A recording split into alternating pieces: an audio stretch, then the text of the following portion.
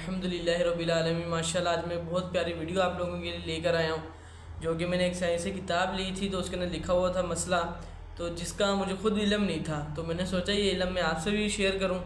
दरअसल ये एक ऐसा सवाल था कि अपना काफ़ी लोग कहते हैं कि जो इंसान अजान देता है ना, अकामत भी पीछे वही पढ़े, और काफ़ी कहते हैं जो अजान देता है ना, कामत भली कोई और पढ़ ले, इसमें कोई मसला नहीं है। अब लोगों को ये नहीं मालूम कि अपना अगर इकामत वही पढ़े या कोई और पढ़े, इसका रीज़न क्या है, क्यों मैं नहीं वही पढ़े या कोई और पढ़े। दरअसल इस तरह जो इंसान अजान देता है ना, अकामत चाहिए कि उसको ही पढ़े, वो खुद ही पढ़े।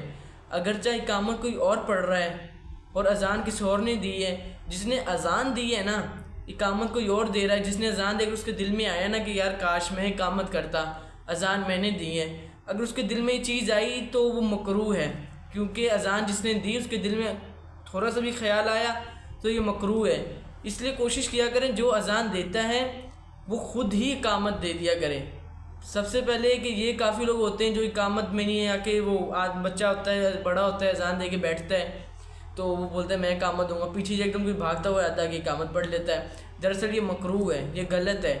तो जो अगर आपने देखा कि कोई और इस तरह दे रहा है इकामत बिना उस मालिक से पूछे, तो आप लोगों नमाजियों को चाहिए, मुक्तदियों को चाहिए कि वो उसको कहें, बोले अजान उसने दिए, पहले उससे पूछ लें कि वो आपको दिवाना चाहता है या वो खुद देना चाहता है। अगर वो बच्चा दिल से बोले जी, या बड़ा हो दिल से बोले कि नहीं मैं खुद दूंगा, तो फिर वो खुद दे।